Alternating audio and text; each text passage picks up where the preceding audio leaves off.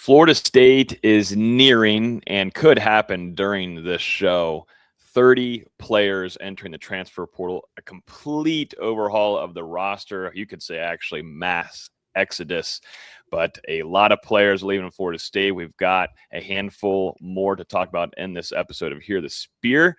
We're also talking about Florida State going to a rival and grabbing a front office assistant up there to bring into Tallahassee to join Florida State's new general manager. Also, too, we're going to talk about where Florida State should put a lot of its resources on its roster per position on this show today, along with, too, as well, Florida State losing a assistant coach, headed to go join Tony Tokar's in a new gig. And then we're going to talk a little bit of Florida State facing off against UNC on the road tonight, number 12th in the country. The Tar Heels, who are 12-1. Austin Veazey is going to give you a good preview for that game at the end of this episode. But with me this afternoon is Dustin Lewis, our editor-in-chief at NoleGameday.com, and then Austin Veazey, our lead basketball writer. Gentlemen, how we doing? How we feeling? I feel like I say it every time we hop on here, but it never slows down, does it? I mean, 6 more FSU players in the portal since Christmas Day, now up to 29 overall. And today's also, it's a special day. It's the 2-year anniversary of every Florida State fan's favorite game, the Orange Bowl against Georgia in 2023. So let's all think about that one throughout the day. You say the news is never slows down. Nobody's sitting here in February coming up with things to just keep us awake for 30 minutes. So I'll take the news as we can get it. Yeah, I'm now 0-3 in the Hard Rock. Just went down to Miami for the Bucks game to go cover that. And hey, maybe stay away from there. Luck there. Maybe just don't go there. Yeah, but I kind of enjoy it. I don't know. I like the palm trees, the vibes down there. D'Lo, you have a lot of family from there that used to live there. I know they're back up with you now in Tallahassee, but I like the Miami vibe and such. But for the football side of things, it just has not been pretty whatsoever. And yeah, the Bucks lose that game, and then of course Atlanta Falcons. Gentlemen, what a game! Jared Verse blocking that kick, that field goal, and taking it back to the house. What's funny? Yeah, and then he gave the peace sign to the Falcons sideline, which I thought was hilarious. Like he's hauling ass, and then just like a quick twitch, he's taking a photo while he's down 2 touchdowns. By the way, yeah, like I know he's about to make it a 1 touchdown game, but that's Jared. That's Jared Verse for you, man. He's a character. He's highly competitive, but that motor is 24/7. He was back on that next drive. Full go, full gas, and that's just who he is as a player. But that was a great game last night. If you're a Bucks fan, though, not so great. It puts you in a really tough spot now. You have to beat the Panthers, but also too, the Saints have to beat the Falcons. If the Falcons beat the Saints, Bucks, it doesn't matter. The Bucks now will lose off the NFC South and give it off in a third-way tie to the Panthers. So that's kind of the situation I've been in. Not only do I deal with the Florida State football program and where it's at right now, but the Bucks are playing a lot like from what we're seeing in Tallahassee. I think they've lost 8 of 10 games. Is that correct? 7 of 8. Yeah, but yeah, and I think 8 of 10. Like it's been. Yeah. Yeah, like those first 3 games, wherever they came out in the last couple minutes of the fourth quarter and won it, you're like, man, this could be a special season for the Bucks. And I don't know, came back down to earth, I guess. And I was thinking, I really thought in that draft a year ago that the Bucks would make a move because they knew they needed it desperately for pass rush, and I thought they'd go up and trade up and go grab Jared Verse and to let it slip over to Sean McVay's hands, which they desperately needed to, refill that side of the ball with Aaron Donald retiring.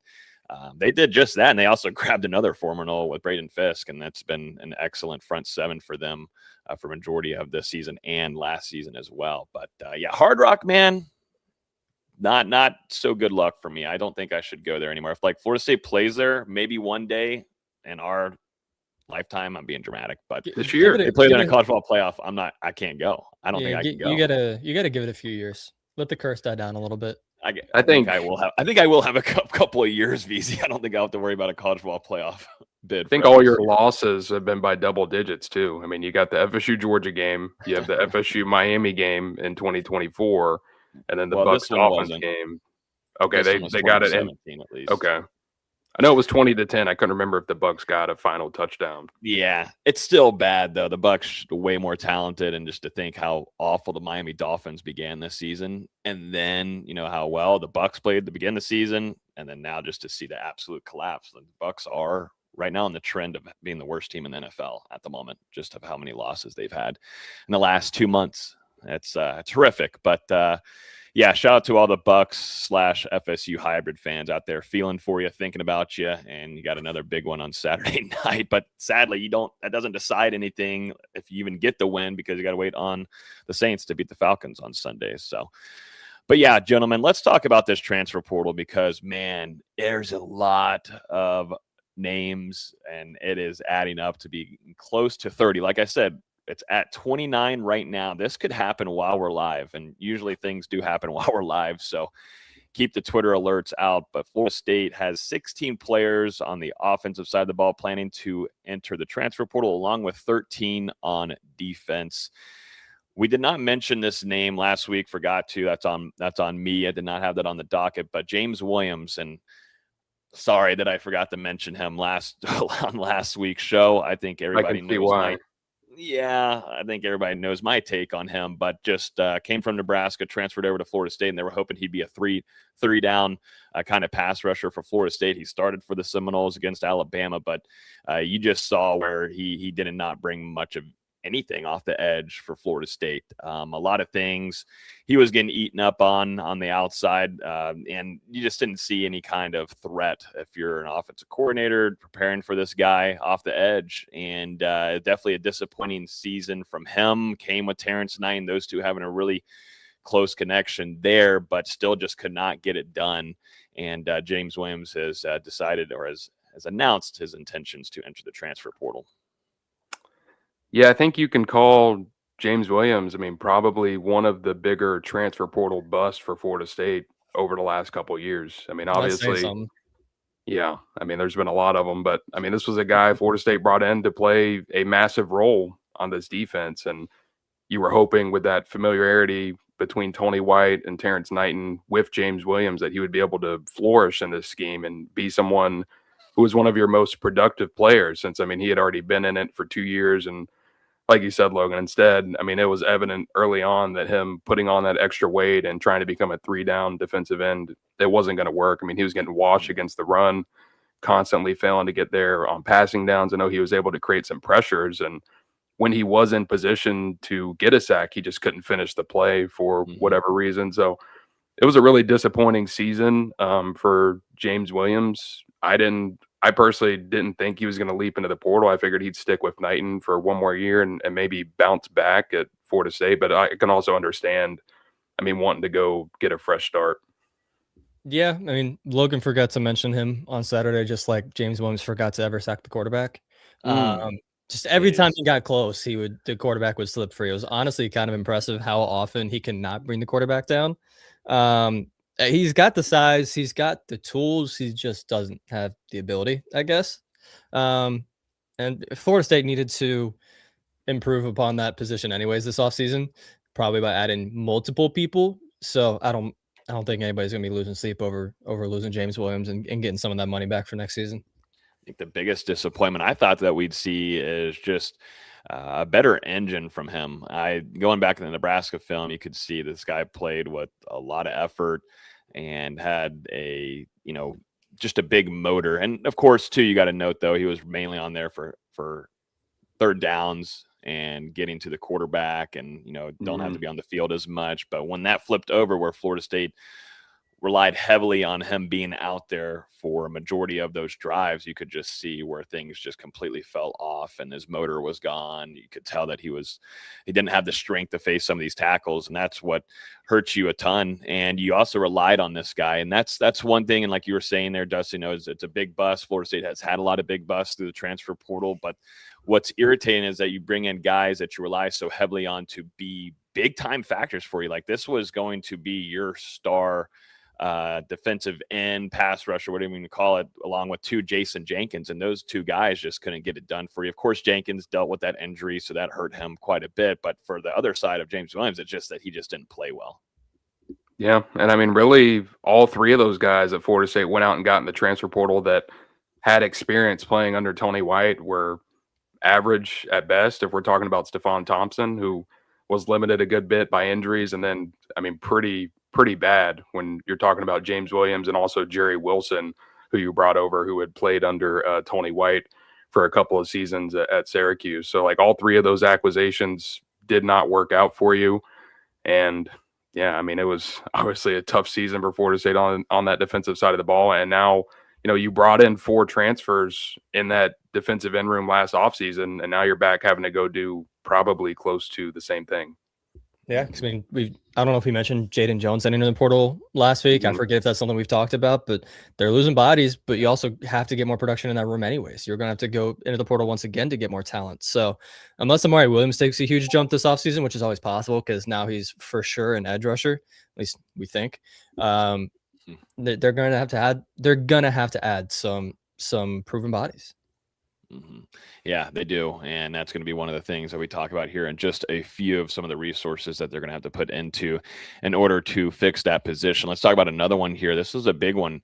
Ashton Barker, Florida State starting safety, has announced his intentions to also enter the transfer portal. He's one of your starters from this last year, was one that really surged last year. You saw the flashes, and then this year what ended up being one of Florida State's best players on the field, certainly on the defensive side of the ball, and a guy that played with a lot of physicality. I think maybe the most important thing, he played really in a smart way. I mean, this guy understood a lot of things that the offenses were giving him. He was reading things. He put himself in the right position, and he brought a lot of physicality.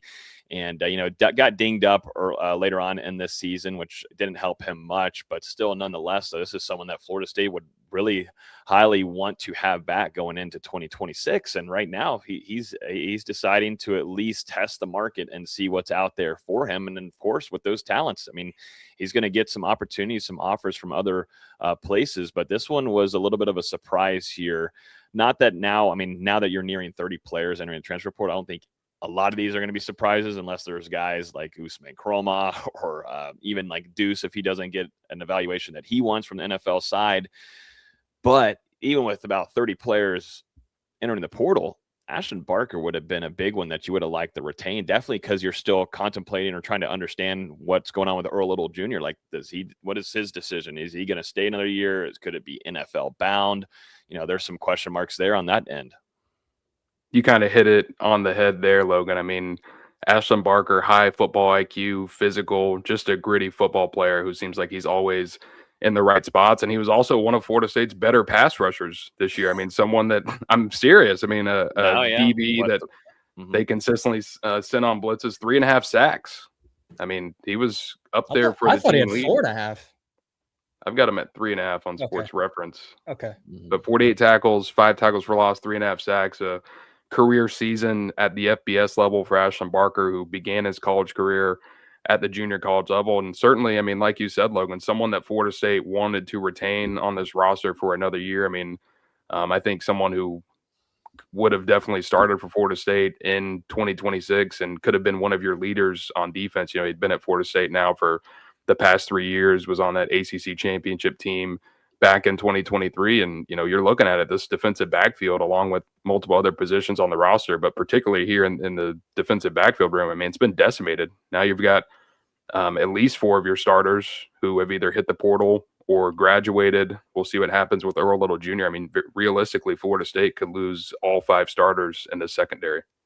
Yeah, I mean, most of these transfer portal losses haven't impacted me either way. Like, honestly, good riddance. But Barker was good last year, and he's grown a lot as a player since Florida State snagged him out of JUCO.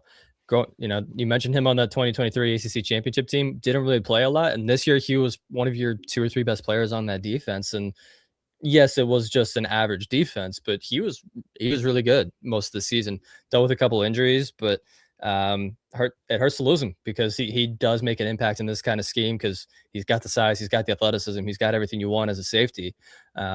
Just something else they're gonna have to replace this offseason.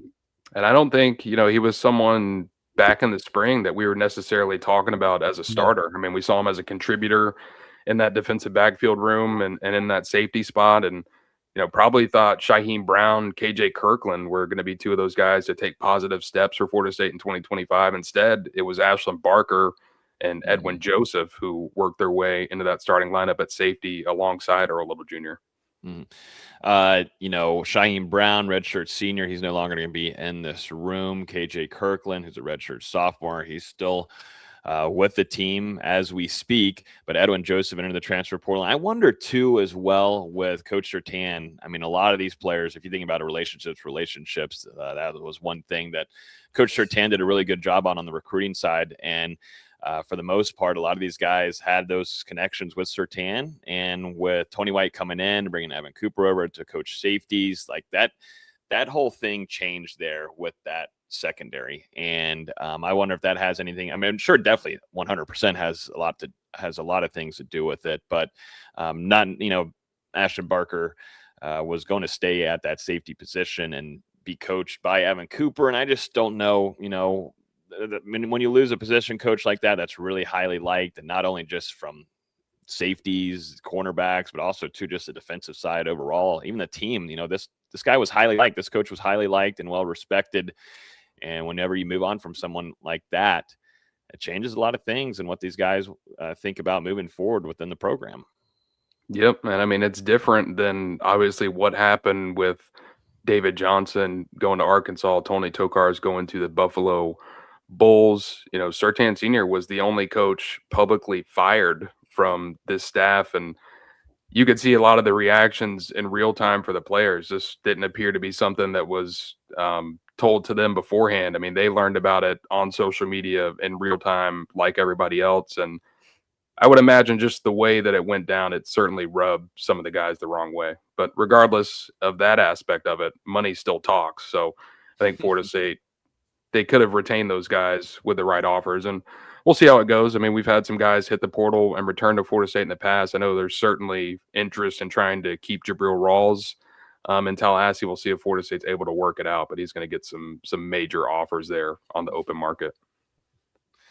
Like teams like Georgia, Ohio State, anybody that's in need of cornerbacks, whenever that portal window opens in just 4 days, practically. Friday.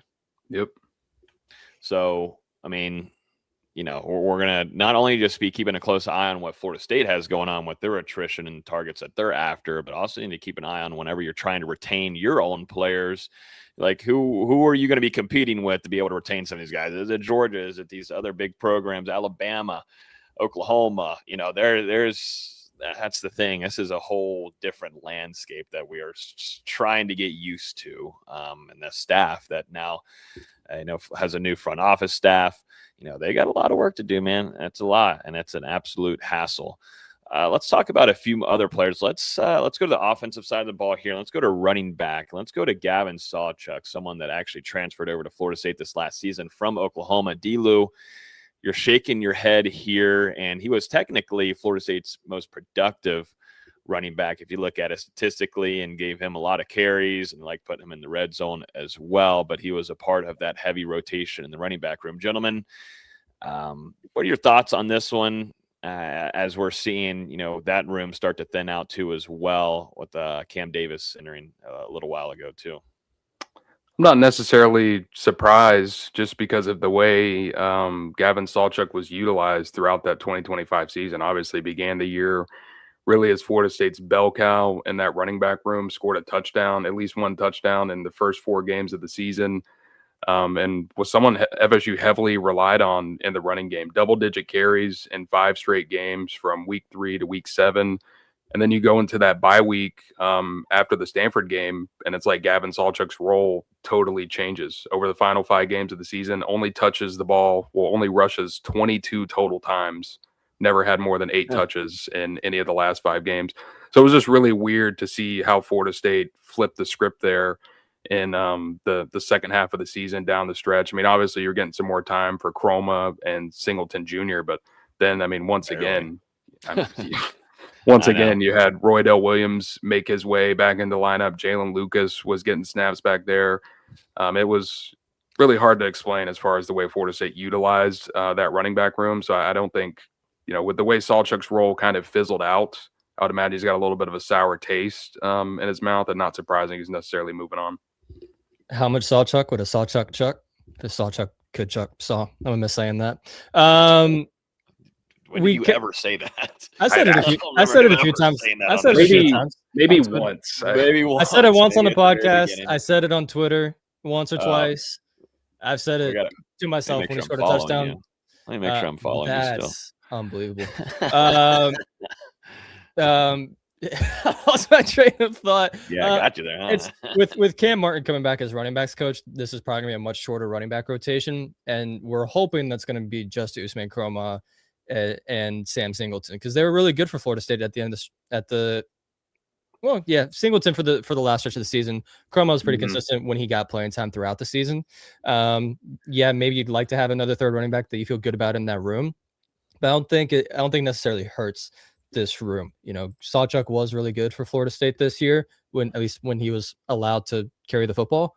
But I'm not losing sleep over it either. The fact you're definitely. Let's say that I'm about to go on a rant, so go ahead. I was going to say you're definitely going to need a running back in the portal. I mean, just having 3 bodies isn't enough. And you've got Kroma, you've got Singleton Jr., you got the local kid coming in, 4-star Amari Thomas. But I think Florida State, they're certainly going to need another body to contribute in that rotation, just because you don't know how injuries can pile their way up throughout a season, especially at running back. Man, it's a position, takes a lot of hits. I think I got my answer on Roydell Williams from the Georgia Tech game, that I didn't need to see much more of number 5 out there. The staff was fascinated with him, though. They're fascinated with his leadership and being a good teammate and such. But I got my answer after the Georgia Tech game a year ago, well over a year ago. I don't know why he was getting more snaps over Gavin Sawchuk. Why was he out there? I don't understand that. And that's something that alarms me about the direction this offense is headed once again in year 2 with Gus Malzahn. Is just with Martin coming in, I think that's we still don't know if that's official yet. We don't know. That's not official yet. It's not. I will say, I checked his Twitter bio. It says FSU football running backs coach. So okay, so we're getting there. So we're Twitter official. Now we're making strides.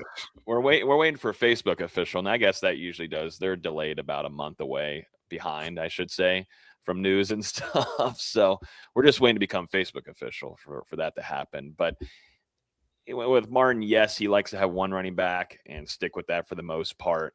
But I don't know if I still trust Gus Malzahn, because he's still, at the end of the day, is making those decisions. And I don't understand the reshuffling. I mean, whenever we started in the second half of the season, you're seeing Samuel Singleton out of nowhere start games. And you're like, what? I didn't even see him all year practically. He played well, but yeah, it was strange. Well, yeah. I mean, yeah, but then that starts to diminish, and then you're starting to throw out, hey, there's Roydell Williams again for you. Oh, crap. Here you go.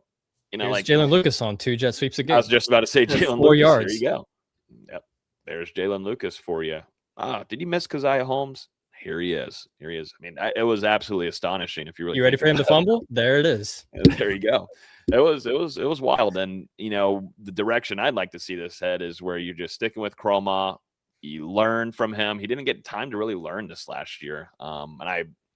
You're very lucky, I would say. And we don't have, the contract officially in front of us and everything, but there was chatter that Usman Kroma signed like a 2-year contract with Florida State in order to flip over from Georgia, where he was previously committed. If he didn't have a 2-year contract or something really holding him into Tallahassee, I think he would have some big time question marks of what his role is moving forward with Gus Malzahn as the offensive coordinator. I would imagine he does have those questions. And I mean, it's going to be something that Florida State, they're going to have to figure out this offseason. But at least to Austin's point earlier, now they don't have enough bodies in the running back room to do what they were doing last year. Not yet. You just wait till that transfer portal officially opens and we start seeing who Florida State's after. I would not be shocked at all if they go after two running backs, maybe 3. I mean, I'm not playing. I'm not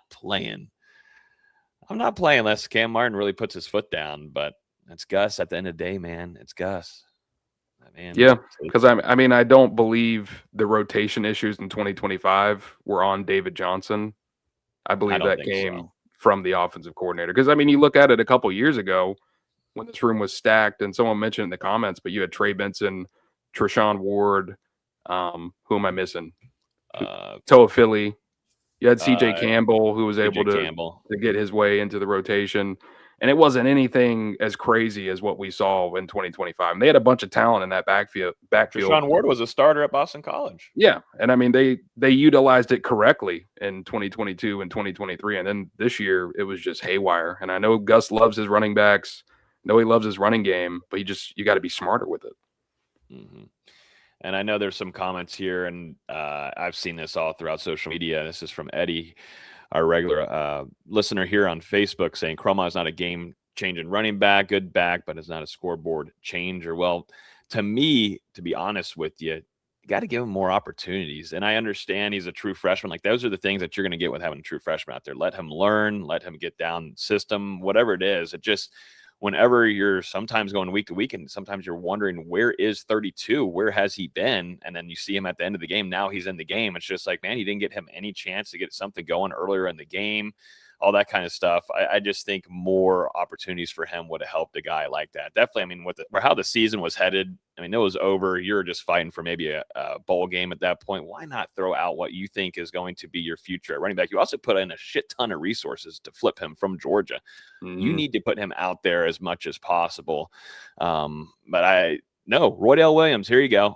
You're one of our bigger leaders and everything during the off season. You're going to get more of the carries here at the end of the season. Just, I don't understand that. And I think more playing opportunities for Usman Croma helps a player like that as a true freshman. Absolutely. He needs to grow. And you have to remember, this isn't a guy who's necessarily going to break away from defenses. I mean, he does a lot of his work as far as bouncing off of contact, breaking tackles. He had a bunch of tough runs this year, also versatile enough to catch the ball out of the backfield. So I think he's certainly dynamic enough to be a key piece on this offense in the coming years. I mean, he averaged over 5.5 yards per carry. He averaged over 4 yards after contact. Like, that's ridiculous for a true freshman running back. In 72 carries, he forced 30 missed tackles. Like, that's insane. That's just natural running back talent that they need to rely on more for next year. Yes, he's not a 4.2 or a 4.3 or maybe even a 4.4 breakaway guy, but that kind of running back that has that kind of balance, especially as a true freshman, is crazy.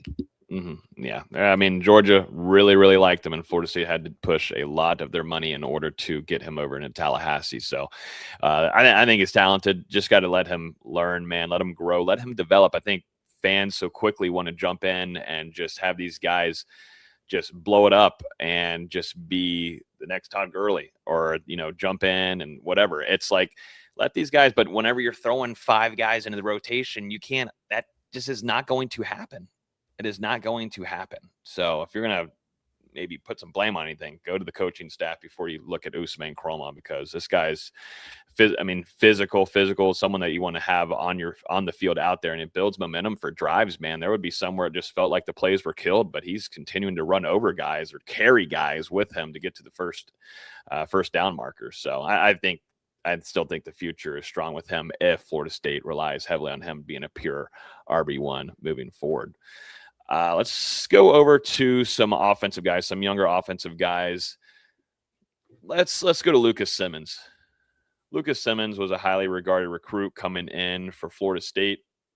One of their top prize ones coming in from their class a couple of years ago. Redshirt sophomore, played at that left tackle position. Florida State was doing everything, and I guess that they could to, hopefully put their money and develop this guy to where he could be a starter for you eventually. 6'8"? What's his weight? 315? More than that? Something like that. Somewhere around that range. Just incredible frame for a tackle. And international guy as well. But Florida State did as much as they could to get him to Tallahassee. And here he is announcing his intentions to enter the transfer portal, gentlemen, after 1 year under Herb Hand. Disappointing. Whenever Lucas Simmons committed to Florida State in that 2023 class, a lot of people had him pegged as FSU's starting left tackle of the future. And I mean, obviously, he was someone that was always going to need to develop when he got to Tallahassee. He was still relatively new to football, coming over from Sweden, had played a couple years of high school football here in the state of Florida, but he needed some time to grow and continue learning the position. And then obviously, last year, Alex Atkins is fired, bringing Herb Hand. Simmons, he pretty much had that entire 2023 season wiped out due to some health issues. And then over the last 2 years, only has played 84 total snaps on offense, was listed as FSU's backup left tackle in 2025, but never really saw significant action. Majority of his snaps in his college career came this season against East Texas A&M and Kent State, 66 of those 84 snaps. And it's just another example of Florida State's lack of development out of the high school level, especially when it comes to the offensive line, which is really a position group that has now plagued Florida State over 3 head coaches for the last decade. I mean, it's been rough. And I know you were able to put something together here in 2025, and it kind of hides the long-term issues. But the reason why Florida State's in this boat is because they sign guys from the high school level, and those guys are never able to develop or do anything significant at FSU. And you look at it since Mike Norvell arrived in Tallahassee, not including this Tribe 26 incoming class, but the last 6 recruiting classes that I guess the first 6 recruiting classes Mike Norvell has had since taking over at Florida State. Seminoles have signed 22 offensive linemen from the prep ranks. 4 of those players have started a game. Can you name those 4 players? So 4 offensive linemen that Florida State signed out of high school that have started a game? At least one game.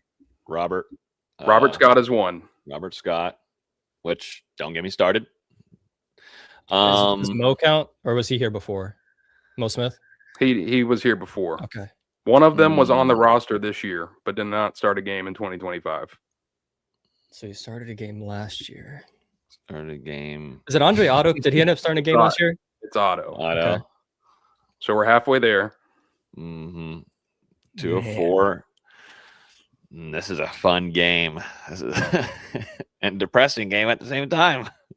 I'll give you the third, Jalen Early. I've Jalen Early. Him. Wow. And the fourth one you will never guess.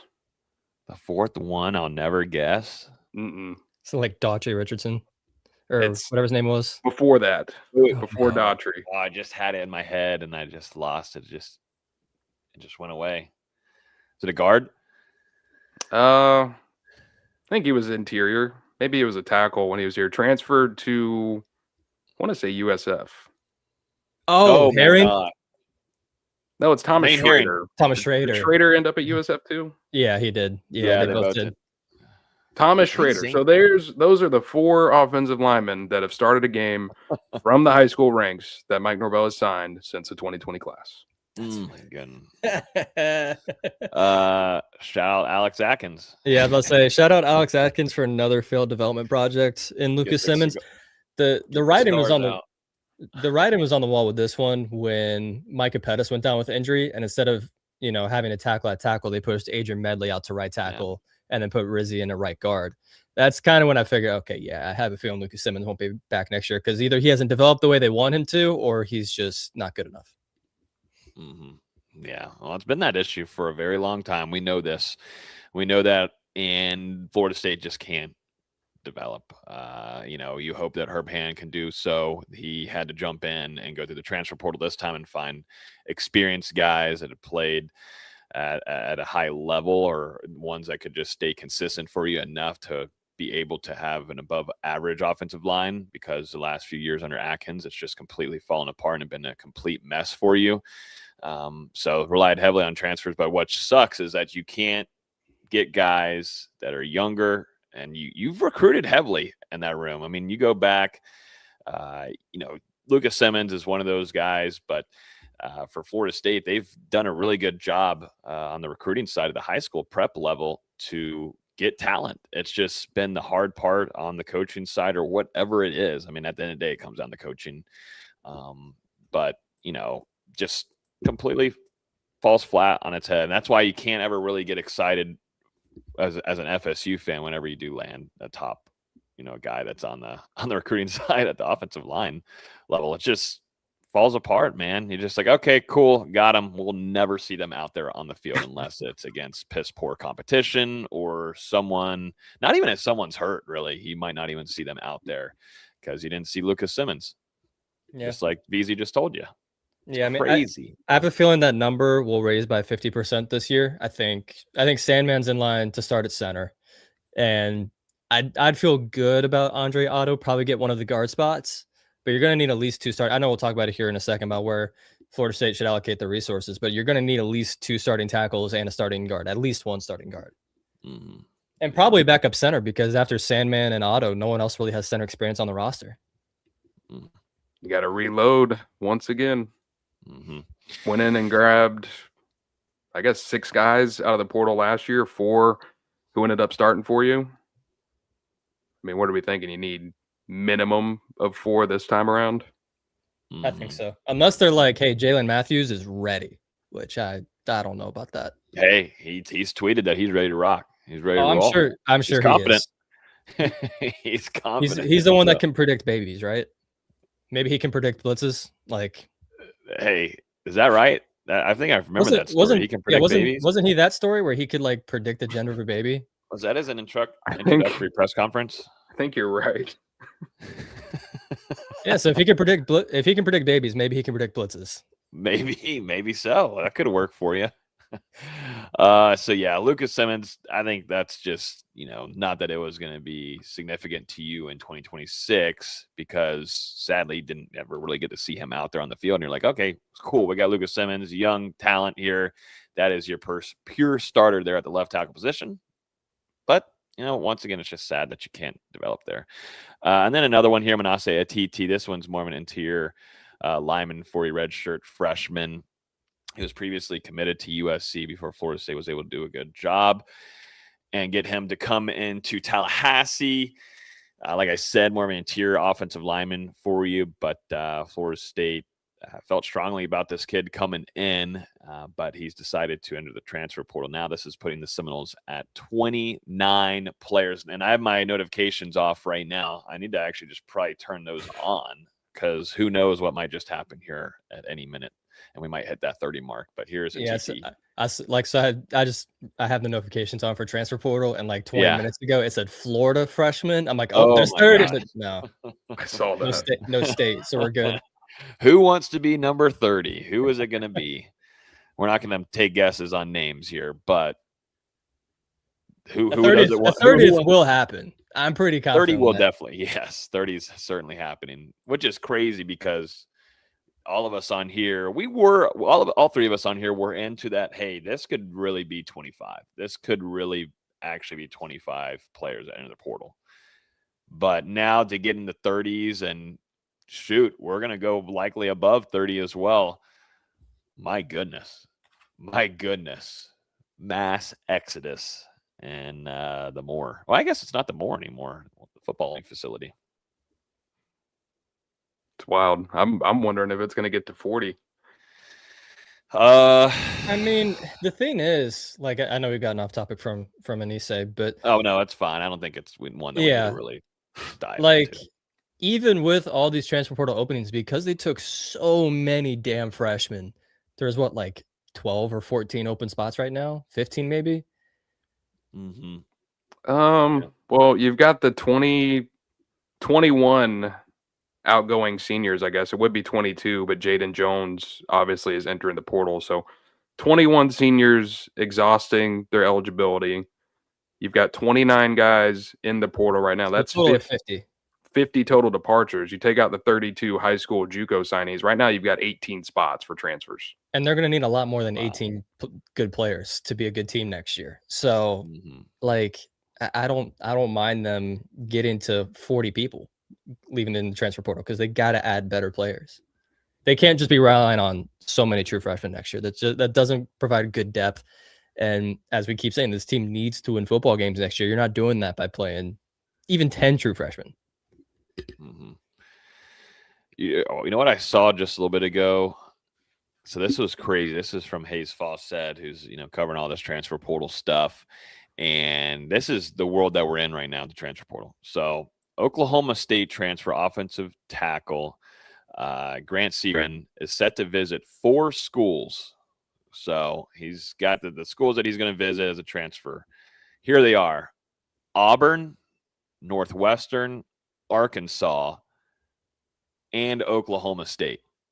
So here's the thing. But they got an entire new coaching staff. Like, I get that. So he's going in to hear about the new coaches. Like, that's at least a little bit more to say. It's not like let's say Florida State it was like, yeah, we want Jabril Rawls back, and he sets a visit back with Florida State. Well, I guess even in that instance, is a new DB coach, but like new DB, yeah, you could. We might have those tweets coming up. Jabril Rawls visiting Florida State.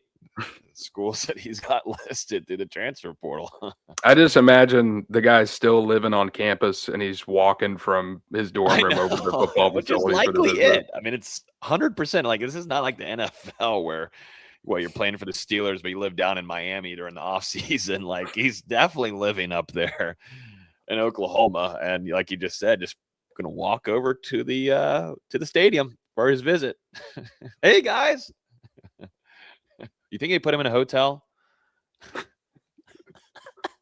Bring out all the stops, have the recruiting flyers and everything again.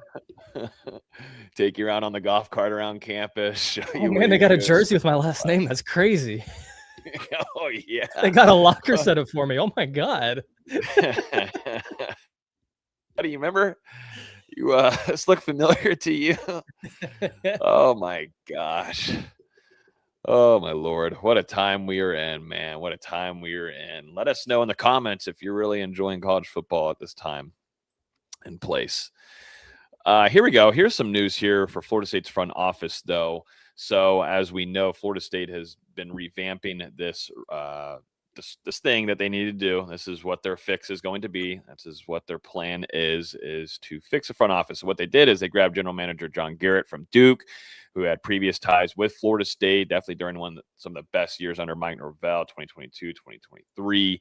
And now the Seminoles are not done there. And this is something that I had brought up to you guys. I'm really wondering, outside of just John Garrett, who else are they going to build around him to find help? Because that's something that they desperately need to go look for talent and to restructure their roster. So they've gone in and actually gone down to Miami with the Hurricanes and have grabbed personal director Taylor Edwards. This is a guy who's worked at the SEC level before with Arkansas as a director of recruiting there. And he's got a lot of ties at the Alabama side of things. In the state of Alabama, he also worked at South Carolina as a director of player personnel back in 2021. He also started 2 seasons as Maryland's director of recruiting operations. So a lot of that type of material comes with Taylor Edwards, and spent it was just 1 season down in Miami with Mario Cristobal, which, if you think about it, and of course you don't want to give as much I would say respect to your arch rival in the Miami Hurricanes, but one thing that they've done very well in, and you can't argue it, is that they've gone out and found talent that can go out there and win them games. I mean, they're out here in the second round of the college football playoffs, and they were able to do 2 on the defensive side of the ball and completely flip things in just a matter of a year, and finding some really strong talent in the trenches, something Florida State does not ever want to do, which puts them in an awful spot. That's another rant for another day. And then, of course, at the quarterback position with Carson Beck, and going spending a lot of money there to find a proven guy that can lead them to a college football playoff. But thoughts on this hire here for Florida State as they continue to revamp this side of the football-only facility in those offices? I think it's a good hire for FSU. I mean, you're bringing in someone who has proven to have experience in player acquisition, and that's something that you've really struggled with these last couple of years. And you look at Miami, you kind of mentioned Logan, but have invested a ton of money into the transfer portal. I've been able to land elite high school prospects as well. Some of South Carolina's top recruiting classes and transfer halls took place whenever Edwards was with the program. So with John Garrett coming in from Duke, and we talked about it last week, how Duke went out and paid top dollar for a transfer quarterback, and now you're bringing in Taylor Edwards from Miami. Miami did the same thing this last cycle and has obviously invested a lot of money elsewhere on its roster. I think it's just showing an overhaul potentially of how Florida State was thinking about this process and going about it before. And now you're bringing in 2 guys who have went out there and made bold decisions as far as to spend a bunch of this money, but it's obviously worked out for those 2 programs. Duke winning its first ACC championship in 2025. Miami obviously making it to the college football playoff, winning the first round, and we'll see how things go against Ohio State in a couple of days. But either way, I think it certainly shows a promising direction for the way this front office is going to go compared to how it was run under Derek Ray previously. Yeah, and I think a lot of fans actually like this because it's someone with no ties to the program, essentially. It's nice to have a revamping that actually involves some kind of revamping and getting someone in the building that has a fresh look on everything. I think that's big. And you mentioned how successful his previous stops have been. That's going to help Florida State. And granted, he's got a lot of work to do from the time he was hired to the time the transfer portal opens. But it's good to have someone else in the building that has some experience and some good experience at that. Mm-hmm. Yeah, I want trenches. And that leads us to our we next want topic everything. Well, we have to. We have to have everything now, VZ. We have to. Because everything stinks. I want trenches. The trenches has stunk. Luckily, what you're able to do to the transfer portal, you're able to, make an offensive line be an above average unit for you on the offensive side. But on the defensive side, I don't think Florida State did a good enough job. And that's offseason. I pressed on that a lot. They lacked in a lot of different ways, and they relied so heavily on Darrell Jackson, which, yes, he can take on a couple guys and whatever, but you just didn't have a pure pass rusher, and you relied on some true freshmen with the Desir twins. And as we already talked about, Jason Jenkins, James Williams, those were busts for you. But this leads us to our topic here on today's show, and let's talk about, where majority of these resources should go from your NIL and whatever else money you get from your sharing, whatever revenue sharing. Where does that money go for you, and what is the priority moving forward for Florida State right now? And so we're still in this motion of the transfer portal, and we're going to see a little bit more of some attrition.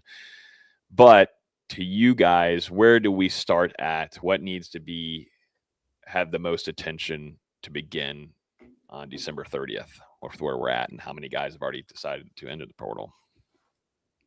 Quarterback for me. Like, I know a lot of people want Sperry, but he's not your starter next year. He's just not. He's going to need another year to develop. And I know a lot of people say you got to spend the money elsewhere, but quarterbacks matter. Quarterbacks, like you just said, it's the most important position basically in sports. Mm-hmm. Like, you got to have a good quarterback that can lead an offense, not just for one game, but for 12 games and hopefully a lot more than that. You got to have a good quarterback. You can make an argument for basically any position on this team outside of running back, I would say, but it's got to start with quarterback. If you don't have a good quarterback, it's not going to matter. Do I have to pick just one? I mean, I'm looking at this. I'm like, man. Oh, no, not just one. No. Yeah, I know. I'm going more of a list here. Okay. Yeah. Well, I'm certainly with Austin at quarterback. Obviously, a massive one is offensive line, because if you get a good quarterback, you don't bring anyone in to block for him, it's not really going to matter, like we saw in 2024. But so you got to replace your entire starting offensive line. Mentioned earlier in the show, now you need 4 new starting DBs, and I'm not sure if the guys who are still on the roster are capable of taking up all 4 of those spots. I mean, you're going to need some DBs in the portal, need linebackers again. I mean, it's all tight end now is a need for Florida State. It's all over the place. I mean, if you don't bring back Deuce, you're going to need a wide receiver 1. Like, mm-hmm. You can make an argument about a lot of these. I think you might need a receiver regardless, just to help bridge the gap between the youth. I mean, now there's going to be so many young guys in that wide receiver room, and you've got your top 3, obviously, in Deuce, Lawayne, Mackay, if you're able to retain all of them. But having someone else, an experienced bridge, I think could help Florida State in 2026 too. But especially if like one of those guys suffers an injury. That's something you always need to think about. But I think every position on this roster, you're like, well, you got to add at least one, from quarterback, running back, receiver, multiple at offensive line, multiple at tight end, probably need multiple defensive ends, maybe at least one guy there in the interior. I think you need multiple linebackers, and then obviously the DB room. And who knows? I mean, maybe do you need a new kicker?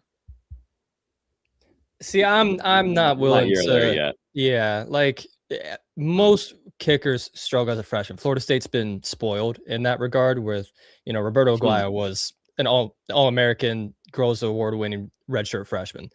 His brother Ricky was a great true freshman. They've had great freshman kickers. That's not always the standard. I'm willing to give a little bit of time here for Weinberg. I'm just I think it's good. I mean, everything's evaluated whenever you go 2-10 in 2024 and where you're at. Only getting 5 wins last year. But going back to the quarterback position, I ask you guys, how much though is FSU willing to pay? And I think that's going to be a big topic for us in the coming weeks as things start to come to fruition and visits start happening for Florida State and some of these quarterbacks that they bring in. But how much of that a piece of the pie, and maybe in next week's show, we just literally build out a pie chart right here and really evaluate who goes where, which resources, how much goes into which percent wise, and I can do that for us. But how much are they willing to pay? Because there's been reports, around that same range between DJU and then also to Tommy Castellanos. You're in that 800,000 range. You're not really getting to that 7-figure mark, but it seems like the direction for this offseason, Florida State is going to get and pass that mark. Is it going to be, 1.2? Is it going to be 1.5? Are you going to go, to us, which would be crazy for Florida State? Is it going to go into that 2 million plus mark, which Florida State has not wanted to do whatsoever throughout these last couple of seasons? I think it's going to depend on, how it's going early on in the transfer portal for Florida State as far as who they're bringing in outside of that quarterback piece and how much money they're investing there. But I do expect FSU to open the bank for a quarterback this offseason. We've given our examples of these guys coming in, the new front office hires for Florida State and their willingness to spend on elite quarterback talent in the past.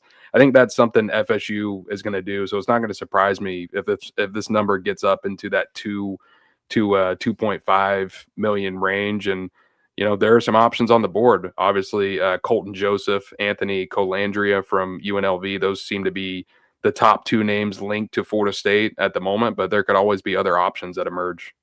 Yeah, and just to go in a little bit further, you're bringing in a GM from Duke who just spent $4 million on Darian Mensah, and you're bringing in a player personnel director from Miami who spent who knows how much money. Who are ready to spend. I mean, that's one of the top on Carson Beck schools in the country. You've got two guys that have done this, so the writing on the wall is there that they're going to spend again here. Which to me, I'm glad you guys brought up those points, because that's something that I think gives you some hope there for Florida State, because they are going to have to spend where it felt like this administration has wanted to hold back on doing so. But this team needs that. They need to have a guy at the quarterback position that has been better than what you've been working with Tommy and DJU. It just has not been the level that you need it to be, certainly for Florida State, and I felt like for Tommy, you still had a lot of things that you needed to work on and develop with and prove on, but that's just hard to do through the portal in such a quick amount of time, certainly with the lack of effort that you've seen in the developmental process of some of these quarterbacks that Florida State has had in the last couple of years. Trenches, sign me up, put it all in it. After quarterback, I'm going trenches. Well, which side of the trenches? Well, what's funny is I was just thinking whenever y'all are, talking about all these positions, they kind of come in tied in with one another. So when you're talking about quarterback, you have to have a good offensive line. You have to have a good offensive line plan through the transfer portal in Florida State's sake to bring in one of those top quarterbacks that are in the portal, or, a top 10 quarterback. Like, you've got to tie that in. So yeah, if you're going to bring in, you're going to spend $2+ million on a QB. Well, guess what? You're also going to have to make sure that you're bringing in guys with experience that can play at a high level to protect him. So, I think you're automatically having to bring in offensive linemen. And then to me, though, I think, we're seeing it with Miami, but what can be absolute game changers for you and, win games for you, I think, is at the pass rush level of the defense. And that's got to be improved. Not only, it has to be improved, but I think they've got to hit a different caliber of going after guys that are way better than what they've had before. A lot of these guys are still, to me, project guys, or guys that were like a James Williams or even a Jason Jenkins that, had a little bit on the stat sheet, but aren't going to come in and be game changers for you. They aren't, and that wasn't the way. And that'll take breaking out the bank. Once again, you want to go get a top pass rusher in the portal, get ready to pay 7 figures. Mm-hmm. Yep. And they need a lot of pass rush. Really, you can make an argument that they need to revamp the entire defensive line. You're hoping Kevin Wynn can stay healthy and go through camp and be a starter for you next year, but there's not really anyone else on that defensive line that you necessarily feel good about going into next season. Again, maybe Amari Williams takes that jump now that he's a full-time edge rusher, but they've got to get better on that defensive front. They just have to.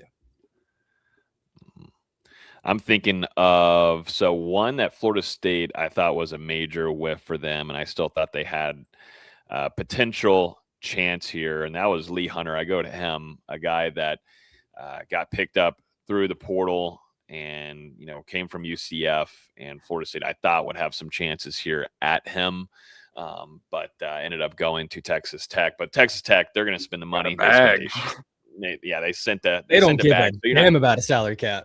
Yeah, they don't. Exactly not. No. Billionaires don't give a damn whatsoever. FSU fans are a little jealous, but don't worry, Sarah Blakely. We're still thinking of you. We need you. We need you. Spanx Stadium at Bobby Bowden Field.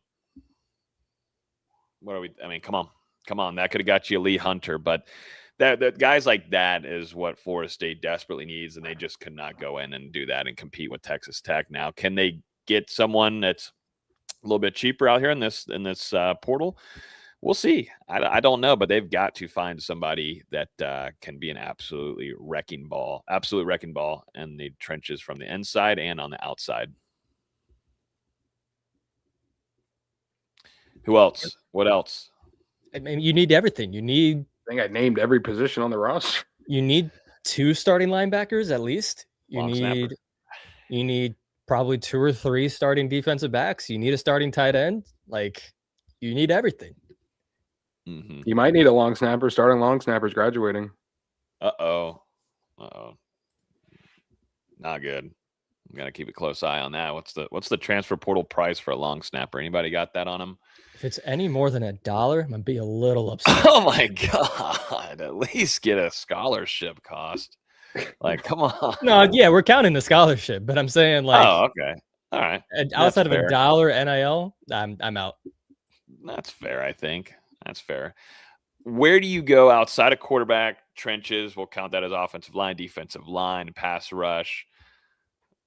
Is it going to have to be starting cornerback? I mean, are you ready to ride with Shamar Arnu as your CB1 right now? That's your CB1. I think linebacker's a bigger need. Like, you're hoping guys like Lester can develop, but going into year 3. Yeah. New coach coming in. It's $4 and a jawbreaker candy.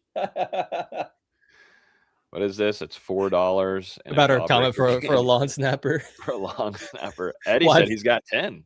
Hey, he's up in the price there. That's too much. That's got to go to a quarterback, Eddie. We got to take anything we can get. We might have to start a GoFundMe. Martin saying safety on here. We talked heavily about that, talking about the Ashton Barker news and such. I think it's going to rely, too, on what happens with Earl Little as well. But, to me, I mean, a starting cornerback, that's going to cost you. And the thing is, like, they have to go after a cornerback anyways. And so that's going to be a costly situation for them. And I agree. I mean, linebackers, the thing about it, though, gentlemen, the 3-3-5 is so predicated on linebacker play. It's like being coached by John Papuchis, brother. I don't know if you're wasting your money. Like, if we're talking about allocating some resources where it needs to go and such, I mean, unless you're getting somebody that absolute stud. Oh no, I'm offended a long snapper. Oh no. What happened? There's a gun. Oh no, Craig was a long snapper. Craig, we apologize. Now, Dustin, every year though, he gives you the full rundown in our previews, spring previews and fall camp previews of the long snapper position. I don't know if there's any other podcast or FSU outlet that does this, but we give everything imaginable and give our credit to the long snappers, except for when it comes to NIL though. We got to save some money there. What was I talking about there? I don't know, but that was funny. We're talking about JP. Yeah. I mean, if the player was a starter elsewhere and played very, very well, I don't know, man. That has been the case before, actually. I just don't know. I don't know about a lot of this team. Like, we keep saying they're going to need so many things. They're just going to stink next year. That's just what it's going to be. Maybe Florida State just decides, hey, we're not spending any money this offseason. We're going to just stink so we can fire Mike Norvell next year. Mm-hmm. And there's a point in your here. dreams. Yeah, I know. Here you go, Champs. Champs is saying, here you go, D-Lou. On the recruiting side, JP just brought in the number one linebacker in the country. No, he didn't. Who committed to how many different schools? Was it 6? Javion Wilson. A lot of schools he committed to. JP is not the reason FSU won that recruitment. Let's be honest. No. Yeah, so when I'm talking about, linebacker, of course, should always be a major focus because that's been a lack of play there. Second level since the losses of Tatum Bethune, who shout out to Tatum Bethune, too, as we're giving some credit to some NFL Noles. Tatum Bethune balling for the 49ers this year with Fred Warner going out with practically almost, at least a regular season injury. He had to step up as being their, next leader on the defensive side, of at least calling in plays and everything. And dude, Tatum Bethune's absolutely having a phenomenal season, and he's going to get himself a bag. I mean, 49ers linebackers always develop well and coached well, but shout out to Tatum Bethune, man. Deloach had an opportunity here in Tampa, and some injuries kind of hurt him in that favor, but good to see Bethune balling and doing what he's doing there with the 49ers, which 49ers seem to be one of the hottest teams in the league right now. They have a chance to never leave home for a Super Bowl. Yeah. Like they could win the 1 seed, and the Super Bowl is in Santa Clara, but like they could just never need a hotel room for the playoffs, which is crazy. I was gonna say, did you watch the game on Sunday, Logan? Because he had some tough moments. Yeah, some tough moments, but overall, though, he stepped in when needed. That defense, though, has struggled the last couple of games for the 49ers. Hasn't been pretty. Bears were getting after it there. Yep. There have been some really good games on prime time. Let's keep moving on here, though. I think we'll, at least after the portal opens and everything, we'll have a better feeling of exactly how many have left Florida State, and also, too, we'll start getting an understanding of who Florida State's after, and we can build out a pie chart. We can have some fun with the pie chart. I want to see Florida State make a retainment announcement. I mean, you're seeing all these other schools around the country. USC is one where I swear they've put out like 20 or 30 posts of blank is re-signed for the 2026 season.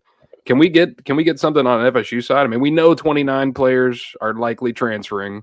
We know 21 graduated, but can we get one to be like, I'm coming back? I don't mind that Florida State hasn't announced that anybody's returning yet. I don't love USC doing that. Like, I get that it's just college football nowadays, but I don't like it.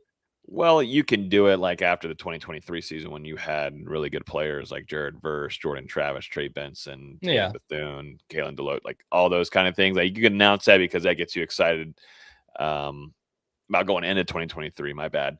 But like, for right now, I think the only excitement that you'd get from the fan base is announcing that like Deuce Robinson is coming back, or Jabril Rawls is coming back for another season. Like James Williams coming back again. Dang. My bad, guys. Sorry. Great joke. That. 2 out of Anyways, 10. Let's move on from that. Y'all's face just completely went stale. As it should. All right, guys, let's go ahead and get over to our Sleeper pick. Shout out to Sleeper partnering with us this season. We're on a roll. We're rolling with them all the way through March. So appreciate everybody watching us. You guys have been using the code down below, NOLES, Noles. So we appreciate y'all. They've decided to extend their contract with us, and shout out to Sleeper, man. We've been actually been playing on the side too. Dustin's been betting again. He's over here making his picks, and there's some wins, but I think there's been some more losses. But today we're getting wins, and we're going to get in the win column, and we actually have a 100% boost on a college basketball parlay, which is actually perfect because Florida State plays at North Carolina tonight. Gentlemen, real quick, let's go ahead and make some picks. This is y'all. Y'all got to lead me into this direction. I'm not the best at it. How many picks do we need to make for the 100% promo? I believe it's 5. Okay. So we're going to do a full. Chauncey less than 11.5 points. Okay. He just hasn't played well in big games. I'm kind of leaning that way with the Leger as well, less than 10.5. Again, he just hasn't been playing that well as of late. Okay. I put it in the preview earlier. I think he's only averaging 7 points per game over the last 8 games. Just really hasn't been playing at the standard that we saw him play at the beginning of the year. Now, maybe this week off will help him bounce back, but he's only shooting 20% from 3. I think it is in these last 8 games. Just hasn't been playing well. Yikes. Okay. You don't want to go as PRA? Points, rebounds, assists. It's at 16.5. No, feels better with half. Yeah, but he can get some rebounds. Okay. I feel better about the less UNC? than. Yeah. We'll see. Someone's got to rebound at some point. I mean, this is one of those games where Florida State loses the rebounding battle by 27. Yeah, no, I agree. That's why the Henry Vieser 9.5 rebounds feels kind of like a more to me. Okay. What about over here for you? But I'm down. He's their starting center. He's averaging 9.2 per game, I think. And Caleb Wilson's the one averaging at double-double. I'm pretty sure. Let me double check that real quick. Yeah. But yeah, there was a pick there where you could just pick Visars, however you say it, rebounds. Yeah, he's averaging 9.2. I have the feeling he'll get more than 9.5. You said that on what? For what? Rebounds? Yes. Okay. Let me go to rebounds then. Points right now. There we go. 9.5. Yeah, I feel better about that than I do Caleb Wilson's 11.5. Yeah. Florida State doesn't have anybody in the inside to really compete with that. So yeah. I like the 9.5. That works well. What's Caleb Wilson's point, rebounds, and assists? Let's see. Oh, 34.5. My goodness. Wow. I mean, he's averaging 20 and 11. So like this that's is his chart. 34.5 is crazy. I don't know about that number. Too risky there. Yeah, I don't know about that number. What's his points? Points like 21.5, 20.5. 20.5. I don't hate that. On a more there. Yeah, I don't hate that. What's Seth Trimble's actually? That's what he's averaging, literally on the nose. That's crazy. I mean, we could also do a little shaver, give him 10 plus. Yeah, let's do the 10 plus for Seth Trimble. I like that. All right. Yeah. What do we? Let me see if I can still. Okay. Yeah, we still got to do 5. All right. Yeah, gotta make one more. Well, let's do another shaver then. Is there anybody? Can we get Caleb Wilson down to like 17 points? Let me see. I think 15. Oh yeah, easy. 15. Yeah. All right, we'll do that then. This is 5. Yeah, this is 7.5. Then we add the 100% boost. This is nice. All right.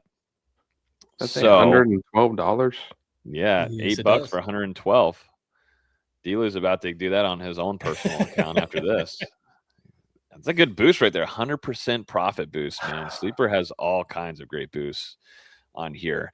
So yeah, here's our picks on Sleeper. You guys, we're gonna submit ours right now. We're gonna do a little $8, a little ocho there. 8 for 112 if this goes through with that 100% boost, guys. If you haven't yet, please download the app today. You also get notifications if you have basketball, NBA, NFL, and they also have college sports as well. And you get alerts straight to your phone on guys that are inactive or injured or any kind of news going on to your team. You can select it team by team, and you get those notifications sent to your phone all throughout the day, which has been great for me with my fantasy and also to just my picks that I want to make throughout the day. But use code Noles, NOLES. If you're on YouTube right now, go down to the description. You can use that link down below, and you'll get a 100% match up to $100 on your first deposit. So shout out to Sleeper.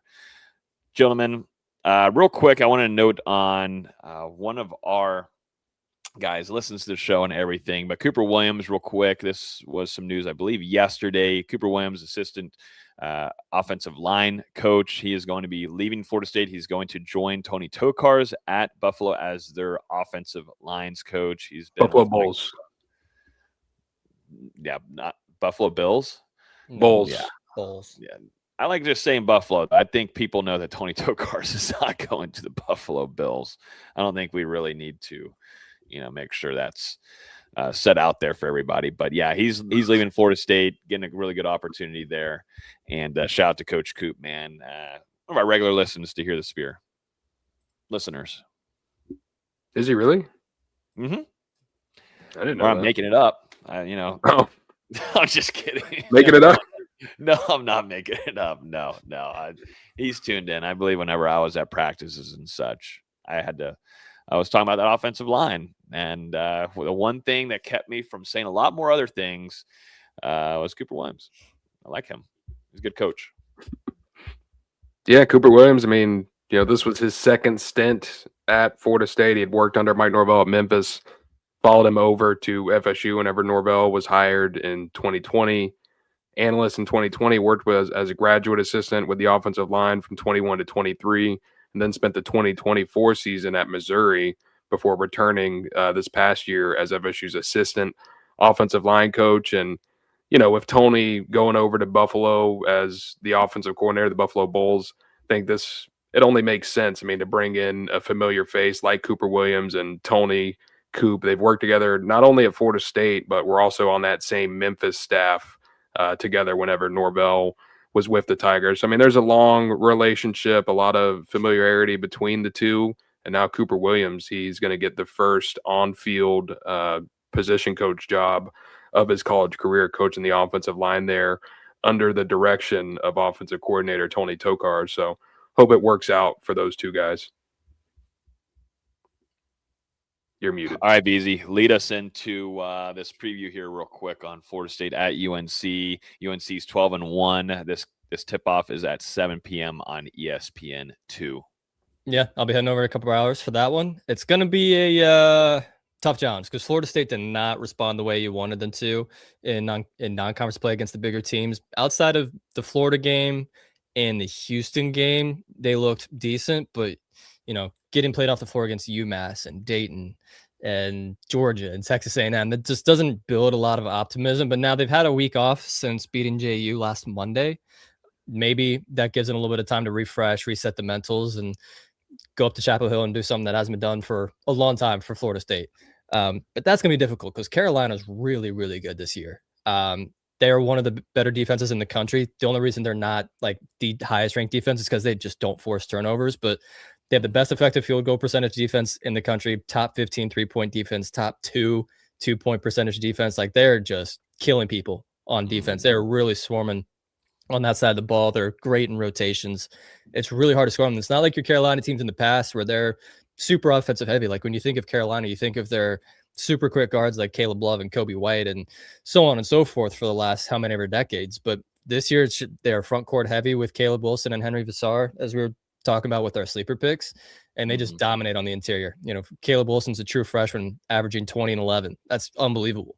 They don't shoot the ball well from three. They have a couple guys off the bench that are decent, but their starting five doesn't really shoot that well. Florida State's probably going to have to force them to shoot threes. But at the same time, Florida State's got to make threes, and they have not done a good job of that since the first 2 games of the year, basically. So they really got to make 15 to 16 threes if they want any chance in this game. But it's going to be a tough matchup. This Carolina team isn't playing as fast as you're used to. Like, they're usually historically one of the fastest teams in the country. This year they're about average. They still play fast on offense, but they just grind things down on defense. But they still want to run on offense, and Florida State wants to run too. And if you play to Carolina's strengths, they're going to overwhelm you. I've been in this building for some ugly games. We were talking about it before we came on here, where the game before the football ACC championship, Florida State played at Carolina the same day. I ended up going to both games, and I look at it and it's like 22-1, like 6 minutes in the game. Like, it's just, I've been there for some ugly games. It's a tough place to play. It really is. Why are you going back? Because I will keep going back to Cameron and the Dean Dome until I see us win a game. I don't care if I am 0 for 20. I will go for the 21st. To say goodness. I have been at a game where Florida State won at either Duke or UNC. I will see it eventually. You've got to test it, though. You got to make sure you're not the bad luck charm. So one of them, you sit back, and if they win, it's like, all right, you can never go to a game again. I feel like I did at one point. I forget when it was, though. That's what he's worried about. He wants to go to a game there. Yeah. So, I mean, the more he gets to go, if they lose, they lose. Is what it is. But yeah, that game's tonight at 7 o'clock, ESPN2. He's got great coverage for you guys at NoleGameday.com as well. But that's going to do it for our show on Here the Spear. If you're still with us on YouTube, we really appreciate you guys hitting the subscribe button, also to hitting that like button. It goes out to more FSU fans, and it's been great to see all of y'all coming in here, engaging here at the end of the year, man. That's it. That's a wrap for, 2025 for us. We've tried to do a lot more of coverage here for you guys on the podcast, Facebook, YouTube, wherever else you find us as well. So we're going to continue to do that. Maybe even more, uptick in 2026. We'll see, but we're trying to give you as much updated content per usual related to Florida State football, recruiting, transfer portal, and basketball on that side as well. So it's been awesome. It's been, at least for us on this show, we always enjoy coming on here and getting to hang out with you guys, talk to you guys about what we love, and that's just talking about Florida State sports. And the fact that you guys come in here, give us an hour, a little bit more, or even more, a couple hours now with having more shows throughout the week, it really does mean a lot to us, and it's deeply, deeply appreciative. It's always just a pleasure to do what we do for you guys. So y'all enjoy the rest of 2025. Safe travels. Have a fun time. Happy on New Wednesday Year. night. Happy New Year. Happy New Year. Yeah, Happy New Year. Y'all want to do a Happy New Year live stream at 12:30? No. Nope. I don't know if I'll be like with it. I don't know if I'll be awake. Like I'll be awake, but I don't know if I'll. We know what you really mean. But really with it, to be honest with you. So that might be a really bad idea. We can't have the 2024 popping some bottles. FSU-UNC instant reaction again, where I kind of forgot that we hit the live button. But that's going to do it for us. Happy New Year, and we'll talk to you guys likely later this week in 2026.